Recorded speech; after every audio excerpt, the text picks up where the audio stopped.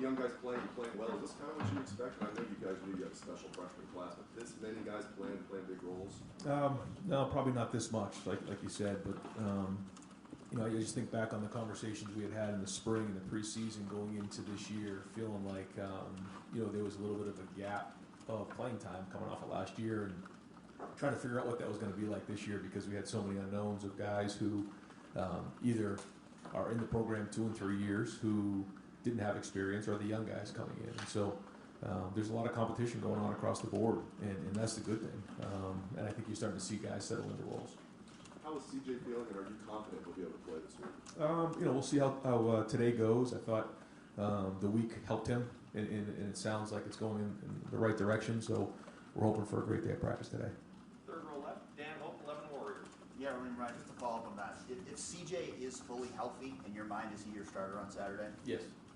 And you were asked about a lot of the young guys playing. Like when you look at that, do you feel like you need those young guys to keep coming and play bigger and bigger roles as the season progresses if this team is going to achieve its goals this year? Yeah, and I think that in 4 games you've seen a lot of progress across the board, but there's still a lot to be done. And if we're going to get to where we want to be this season, then these guys are going to have to continue to build. And it's everybody. It's not just the young guys. It's the older guys who maybe haven't played as much either. And it's just continuing to get back to work. And, I think sometimes you go into a season with certain expectations of what's going to come. And whether it happens or not, that's, unique to each individual. But working and putting in days of work every day is what's critical, and just grinding through all that. And so here we are back in conference play, and I think we're better than we were 4 weeks ago. Second row left, Stephen Means, Cleveland.com. Just one more thing about the quarterbacks, assuming he is feeling a little sore. Are you giving Kyle any first team reps at all this week, just as a security blanket, just in case CJ's not ready to go on Saturday? I mean, we spread the reps around, and we'll just see how everybody's feeling this week, and then we'll kind of go from there. But typically, the way that we do it is, whoever's starting in that game will typically get the majority of the first team reps. Second row right, Joey Kaufman, Columbus Dispatch. Brian, you said after the game you wanted to wait to review Kayvon Pope and some of the details surrounding that incident. What ultimately made you want to go in the direction to dismiss him from the team? Yeah, I mean, there was an incident there that, we addressed, and, he's removed from the team. And so, our focus right now is on Rutgers. But, there has to be consequences for actions. And certainly, for him, his emotions got a little bit out of hand there. And, I thought he's done a good job of taking accountability, and we'll focus on moving forward. Second row left, Nathan Means, Cleveland.com. Nathan Barrett. With the quarterback evaluation, how do you, at this stage of the season, I assume it's kind of going on all the time, but balancing that, the difference between who's better right now and who might be better in November? Like what is going on with that, and how do you assess that? Yeah, I mean, you just do it like you do every other position. You try to project the best you can based on what you see in practice, and then, what you're going to see in the game. And you do whatever you think is best to go win the game that week. And so that's what we're doing. You look every day at practice, and hopefully there's growth along the way. And so that's what we're going to do. I mean, we have 3 young guys that are, doing this all for the first time. And so while that can be, a challenge, it's also good because everything you're investing, you're hoping to get back in the future. Is it part of who you decide to start each week, who that helps more in November? Do you see what I'm asking there, or is it all just about who is the best quarterback for this next game? Yeah, I think that you always want to plan for the future, and it's not really about saying like what's exactly going on this week. Is what's your body of work going to be by the end of the season? Second row right, Austin Ward, Letterman Row. Ryan, does the in-game, I know this is a little bit of a hypothetical, does the in-game decision-making change at all at quarterback? Before the first 2 weeks, Kyle just never been on the field, so you probably didn't want to put him in that situation. Now that he's started, will that enter your thoughts on a game day if CJ's struggling or looks hurt or anything like that? Not any more than it was a couple weeks ago. I think now it's great to have reps under our belt so that we know what we have. But I've said from the beginning it's going to take all 3 guys to get through the season, and it's already week 4, and all 3 guys have played. So again, we'll assess it this week and see how guys are feeling and go from there. When you look not just at your team, but Clemson or Oklahoma when they struggle, it seems to be a trend across college football. Do you think, you can only talk about your own team, I guess, but how much of that is what everybody went through a year ago? Are we underestimating how significant that is for players? I think you bring up a good point. I think that for us, certainly there's been a little bit of recalibration because coming off of last season, there was a lot of missed play and missed reps, and so you came into this season with a lot of guys competing for a lot of spots, and and the truth is, at the end of the day, we had a lot of great guys in our program and a lot of guys who have worked really, really hard, in our program. But at the end of the day, it comes down to how you perform. And, I think we have a great group of guys who are working really, really hard, and they're going to continue to do that. And the more that they understand this is about our team and not just about them, I think is very, very important. I think there's been a lot of changes as well in college football certainly in the last year, but in the last 2 to 3 years. That combined with everything that went on with COVID, I think there's a lot of dynamics at play here, and we're very, very fortunate because we have such great guys here. But I think it's something that's definitely, you need to recognize. Yeah. Fourth row right, Rob Aller, Columbus Dispatch.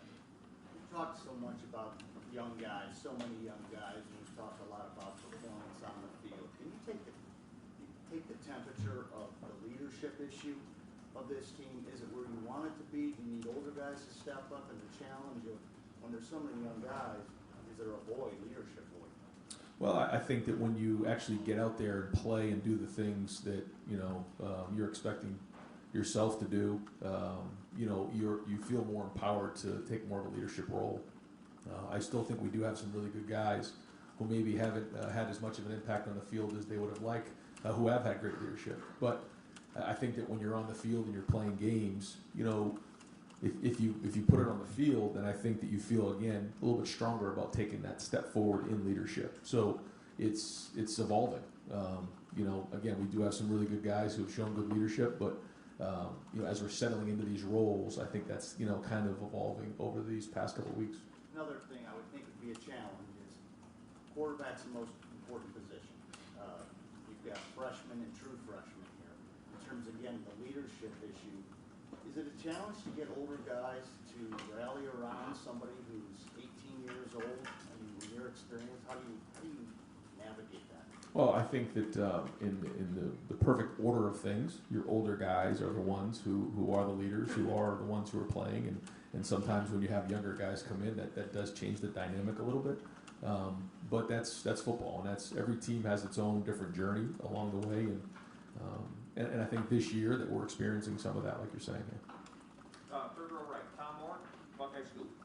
Brian, when you are making an evaluation on a fourth down, go for it, punt, kick, whatever, what factors into that decision for you? Game state, quality of opponent, all that kind of stuff. How much does the quality of opponent change what you might do in that kind of situation? Yeah, I think there's a lot that goes into that, and certainly have studied all the analytics that go with that.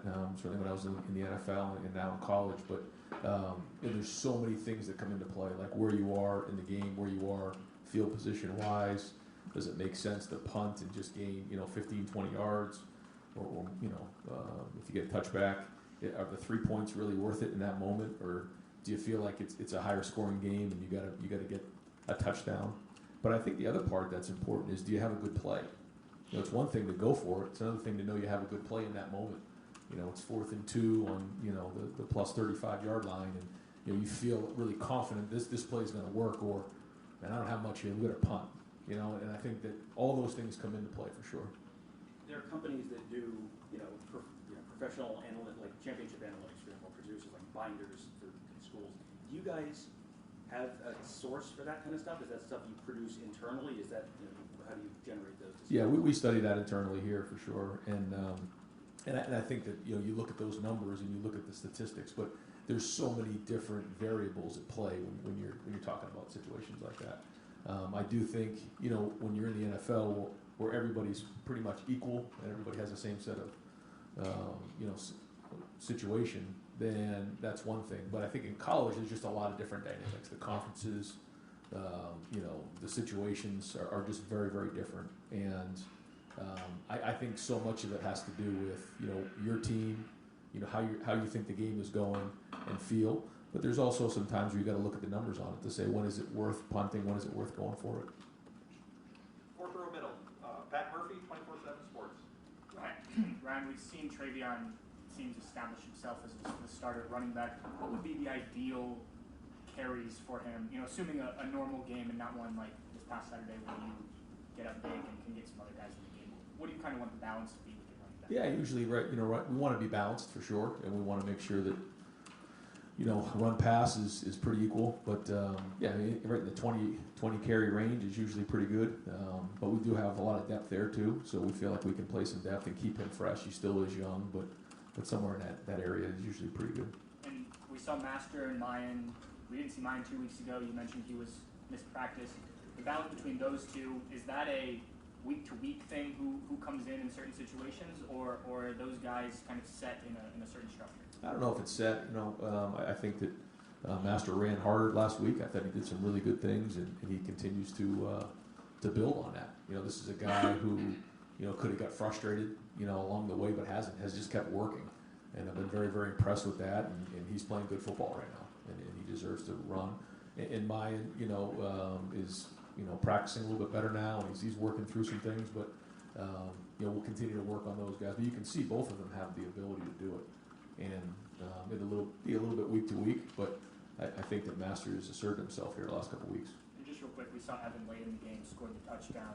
Getting him out on the field, I don't know what he figures to be this year. Maybe that, though, could be important for his future. Yeah, no, I think Evan has a lot of talent. I think that this year is going to be very, very important for him to grow and build. But one thing that I think Evan's done a really good job of is not trying to compare himself to anybody else. And I think sometimes in this world with people who surround them with family, with people's friends, with social media, it's easy to do that. Say, well, why are you doing this, or compare yourself to somebody else, and that's not really a recipe for success. The recipe for success is focusing on yourself and just getting better and having a long-term approach. And I think Evan's done a very, very good job of that, and I think you're going to see a really good player here in the future. Go to the far right, Tony Girdman, Buckeye School. Brian, you mentioned players finding their roles.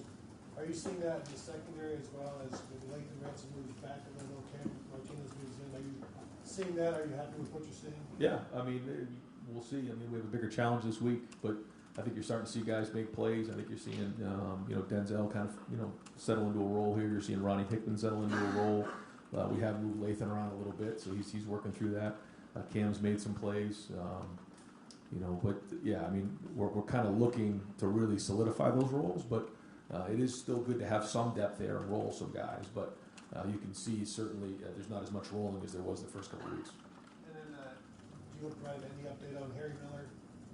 Yep. So Harry, he's been dealing with some health issues, and he's gonna, come back this week and be part of the team, which we're all excited about, and get back to work. Second row right, Tim May, Letterman Row. Brian, you probably went to bed about 2:30 on Sunday morning. Probably woke up about 4. I'm thinking. Didn't sleep, but that's okay. Yeah, exactly. What was the thought? What were the thoughts that were keeping you up? Was it dealing with the Kevon Pope situation? Was it, hey, I've got a quarterback deal. Here's my number 1 quarterback. Going to be ready this week. Hey, Rutgers looks a lot better than it did 3 years ago. The Big Ten East looks a lot better than it did 2 months ago. Just kind of go through that litany and how you compartmentalize and think on different things at different times. Yeah. I mean, that's why, it's hard to sleep, because your mind races and all those things go through your mind. But specifically, to share my thoughts after the game, I was very, very excited about just the energy after the first drive. I just thought we played harder. I thought we had energy on the sideline. I thought the guys played and had fun across the board. I just thought you just felt that on the sideline. And then certainly, the incident that happened, just it bothered me, and so I had a hard time sleeping that night. But looking back on the team, there were just so many good things there. So it was like kind of this back and forth, and then obviously, you're getting back into the conference and all that comes with this week.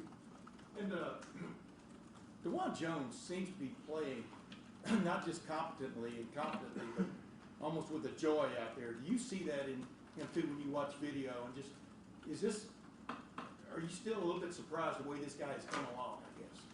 Well, I think he's played well. He certainly has his best football ahead of him, and he still has a lot of work to do. But the energy that he's bringing, seeing him run down the field and all those type of things, it's contagious. He likes playing the game, and that's what I'm talking about. Those type of steps that we're taking right now are huge, and now he's got to continue to build on that. Again, bigger challenge this week.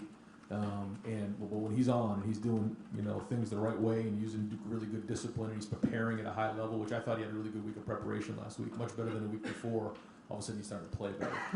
He's going to have to do it again this week. Bigger challenge. Over here far right, second row, Clay Hall, WSYS.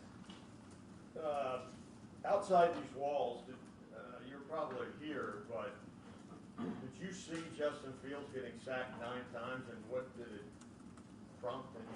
Yeah, no, I didn't see it. All I did was read and hear about it, and so I'm not sure exactly how that shook. Not a great start, but there's a lot of young quarterbacks that haven't had great starts. And you think about Peyton Manning's rookie season and everything he went through there, and the hardest thing in that league is just being able to pull yourself off the canvas and continue to work through. He and I talked about that after the Northwestern game. That when you go to the NFL, you're going to have several days just like this, just days you wake up and you got to go figure it out again. And I think what survives in that league is the resilience of young quarterbacks to continue to identify what went wrong and get better and fix it. And so one thing I know about him is he's competitively tough, and he'll fix the problems and he'll be back. Did you text him at all, or I haven't had a chance to talk to him now. Deep back right, Spencer Holbrook, Letterman Row.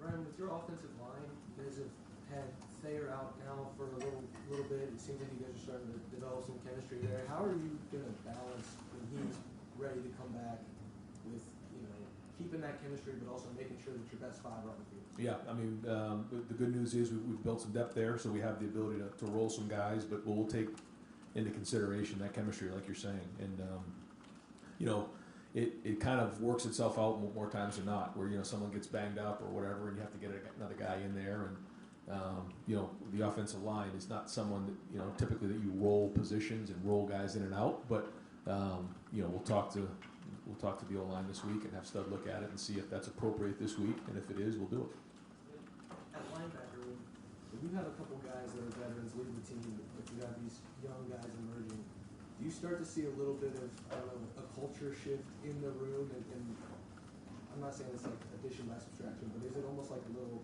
healthy to see that culture shift to the guys who are starting to produce? I think every year is a new dynamic, and we lost a lot of strong leadership in that room, and so this year it's different. And anytime you lose 4 players from one position group like that who have such a strong presence and so much production, it's going to be bumpy. And I think they're starting to forge that new identity a little bit, but it has been a work in progress this year for sure. Over here to the far right, Don Berry, WPSD. WPNS, 10 TV. Thank you, Jerry. That's Paducah, Kentucky, Yes, WPSD. Thank you very much. Ryan, you look at Rutgers, how big of a challenge, and how about the Greg Schiano factor? Yeah, I think he's done a very, very good job. In these past 2 years of getting his team ready, and does a good job coaching in all 3 phases. It is a challenge going on the road, and I think you see what he did last year. Certainly, playing some really good football, and then last week, took up north all the way to the fourth quarter. Played excellent defense in the fourth quarter. Has the guys believing and playing hard. So, it's going to be a Big Ten conference, road game that we got to do a really good job and, get on the road and handle the environment. It'll be a good environment there. He'll have them rocking, and need a great week of preparation. The youth movement on this team is well documented. With that said, do you feel like your defense is turned the corner, or do you really like what you're seeing now? I think we made some strides, and I think this week will be another big test for us. But I think you just overall see us changing some things up, playing with great aggression. But again, we'll know that more here in a couple of weeks and figure out where we're at. We got a big challenge this week, and as it continues to grow, I don't think that the answer's here yet. We gotta see where we're at in this thing. It's week to week and be on the brink week to week. It's not, just you do a good job one week and then move on. And again, it's going to be a whole different game this week, whole different challenge. Second row left, Doug Lameries, Cleveland.com. Ryan, I just want to ask about Paris Johnson. It's like big time guy, big time recruit, moved inside. I feel like we haven't talked about him much. How's he? Maybe just because he's doing his job every week. I don't know. How's he played so far? I think anytime when you don't notice a guard, then he's doing a heck of a job. I think his approach has been excellent. He's learning the position. It's not easy in there, and I think that's something that probably got glossed over was, Luke Whippler, Paris Johnson, DeJuan Jones, Nick gets moved to left, Thayer goes inside. I mean, it's 5 guys doing something new for the first time. And while they practice together against our defense, there's a style there. There's a 4-down scheme, kind of the same thing over and over again. Now you see different patterns, different styles, different spacings, and then coming over the sideline and making adjustments, and then certainly not having Stud here for those couple of weeks. I mean, that was a bumpy time for those guys, and I give them a lot of credit. They've stuck together. I think the offensive line room, their culture, their energy, their dedication, their buy-in is off the charts, and I give Stud a lot of credit for that, for maintaining that during this time. But Paris is one of those guys that's a major contributor to that. You've mentioned a couple times this season, as we see maybe guys playing time change from week to week, you say, well, they practice better, and that affected it. We know that's how it always is, right? The better you practice, the more opportunities you get.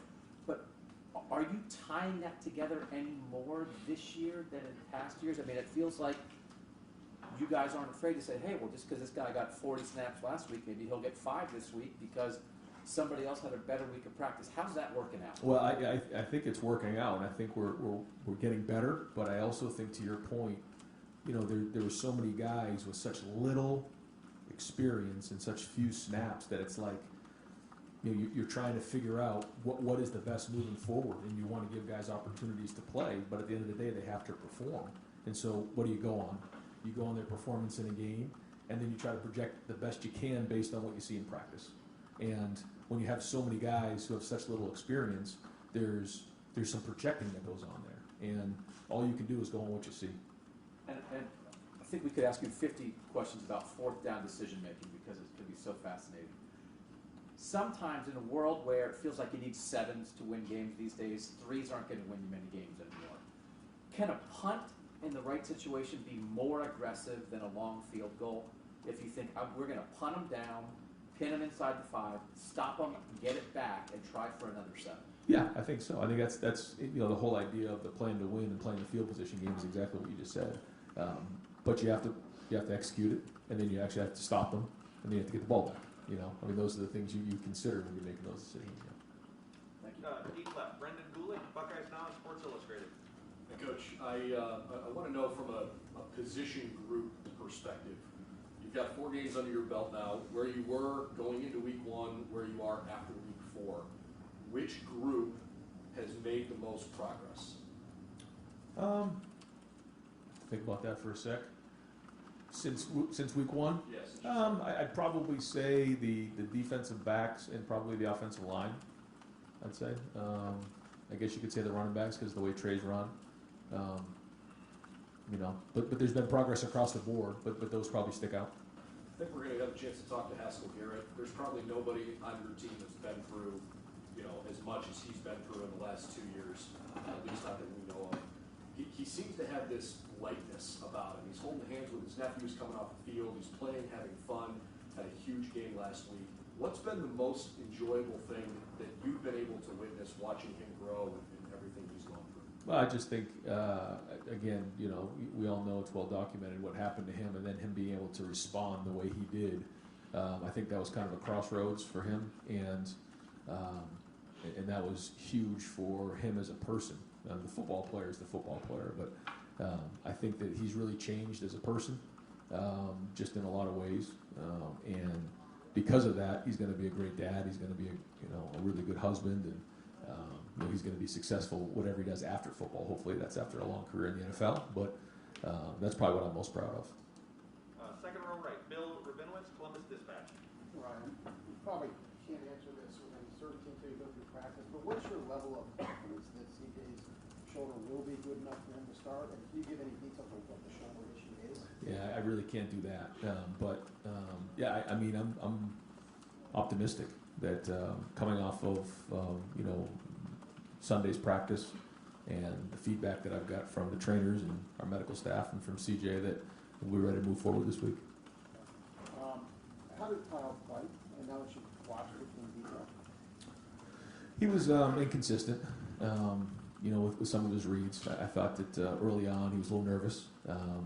He did make some nice throws when he saw it, and I thought there were some really good plays in there.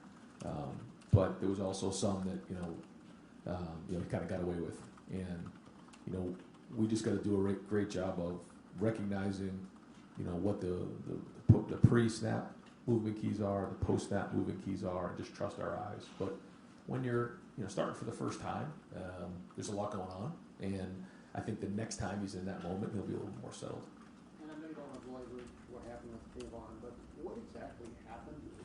I didn't actually see it, but I guess it came on the field and was waved off. Can you explain what happened?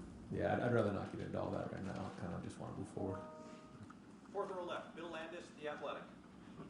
Ryan, were you at all open to the idea that Kyle could have played so well that he just sort of took the job and ran with it moving forward? And how does the fact that, he wasn't quite that, also wasn't terrible, was kind of right down the middle, how does that, complicate your evaluation and decision at that position moving forward? Not right now. I mean, we'll continue to build and grow, and it was good to get snaps under his belt, and same thing with Jack. I think it was good for both of those guys as we move forward and just see what comes this next couple of weeks. But, Kyle, for the most part, and so same thing with Jack, they pretty much played the way that they practiced. And so, but I think now it gives them a little bit more of a reference point moving forward of, okay, this is maybe how it looks in practice, but this is the reality of the game. And you mentioned a couple times here, there's first and second year guys who are playing in place of probably third, fourth, and fifth year guys who maybe anticipated a different role for them.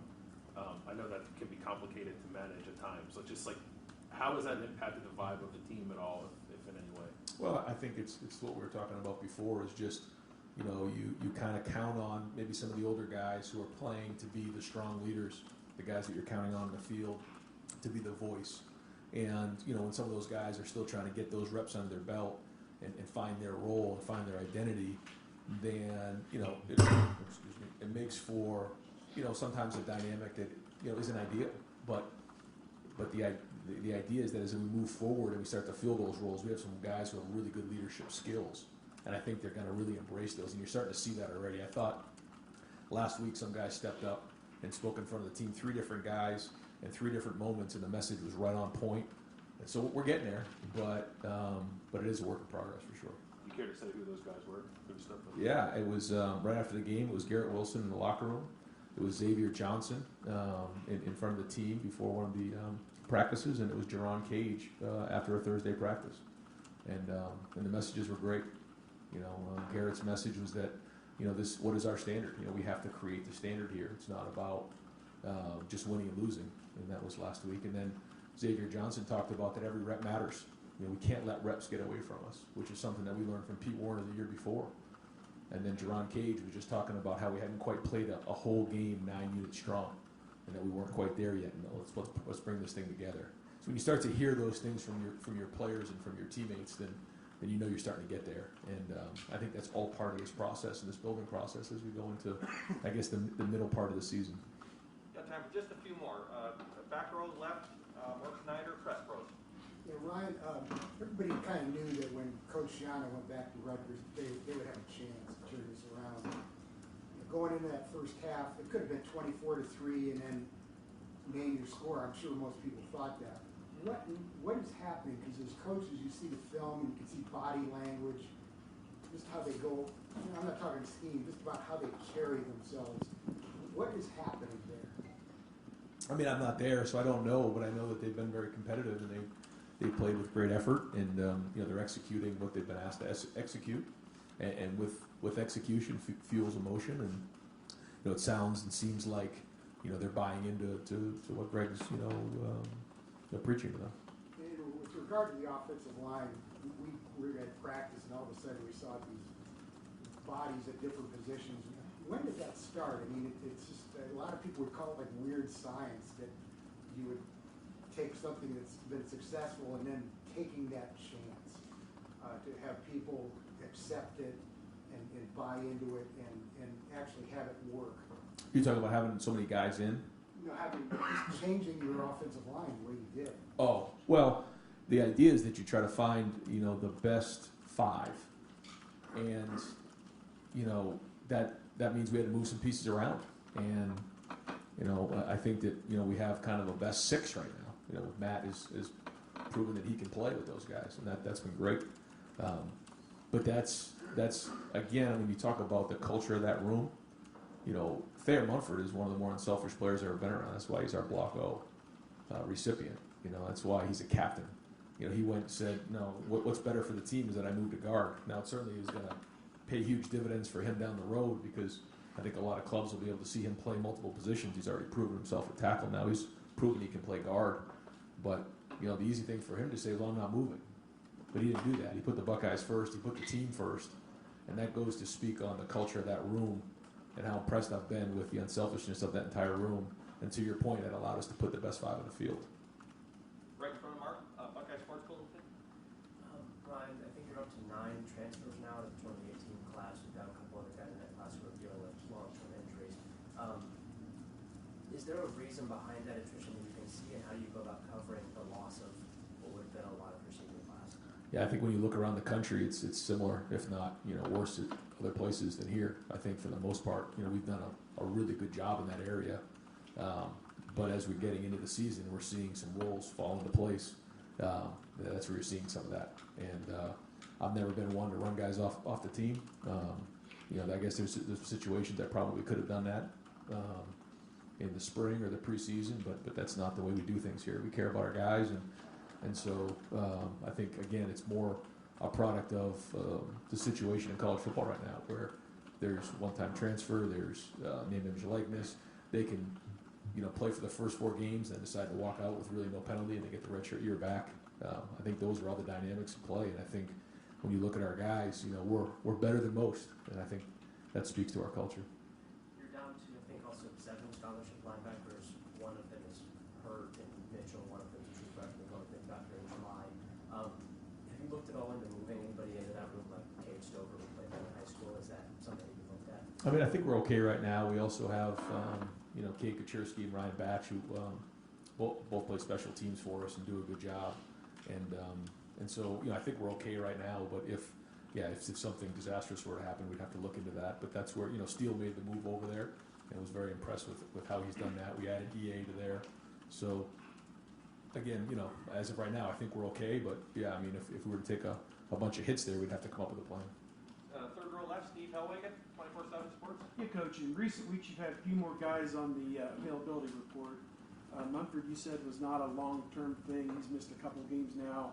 Are you hoping to be closer to all hands on deck for Big Ten play, because you're missing 3 veterans there with Vincent, Jean-Baptiste, and Tyreek Smith on your defensive front? I know you don't want to talk about specifics, but in general, are you going to be closer to full go for this week? I hope so. Yeah, I mean, I'm hoping to get some of those guys back for sure. But some of them are linger a little bit. There's not much you can do about that. We want to make sure the guys are safe. But at the end of the day, that's not my decision to make. That's the medical staff's. But yeah, I mean, I'm optimistic that we'll get those guys back for this game. And just Yuka, the play he made, taking 20-yard pass and turning it into 85. Just is this a guy that needs more touches? I guess, and I know that's hard because you've got so many other guys. But is this a guy that's earned maybe some more opportunities? I guess. I can't say enough about how impressed I've been with his approach every day. He works really, really hard. He's tough. He plays special teams. He takes his job very serious. He's got a chance to be an excellent leader. I think the future is extremely bright for Emeka, and I couldn't be happier with what he's done so far, his approach, his maturity level. And so, that's a tough room right now. It's the breakthrough, but you don't hear a word from him. And this is a guy who was highly recruited, and he's only going to get better. And the more opportunities we can give him, we will when appropriate. But again, the future is extremely bright for him, especially as he just keeps working hard and putting days together on top of days with no expectations. And you can see what he's capable of. And final questions over here. The new guy from Channel 10 is Adam. Coach, kind of going off of what you just said, Chris Olave, which is 2 catches in the last 2 games. Do you have to make a more concerted effort to get him the ball, or just sometimes the Garrett games sometimes? Yeah, it kind of is, and when you only play a half of football, it gets harder. And there's just certain times where you design plays for certain guys that comes up, but a lot of times when you design a play and you're one of the top receivers in the country, they're going to put 2 guys on them or back them way up and run them out of there, and the ball's going to come somewhere else. And certainly we want to get those guys as many touches as we possibly can, but there's just games where that doesn't happen, and it's a tribute to obviously his talent level. And guys know where he is at all times. Whether it's seeing where he is and doubling him, or just really backing up so that they can't take a shot downfield, as they know he's very, very good at that. But again, I can't say enough about his approach too. And, he hasn't let any of that stuff bother him. He's been a good leader in this time, and he's really helped that wide receiver unit get stronger. So he's got a lot of catches ahead of him. Coach, thank you very much. Hey, Brian.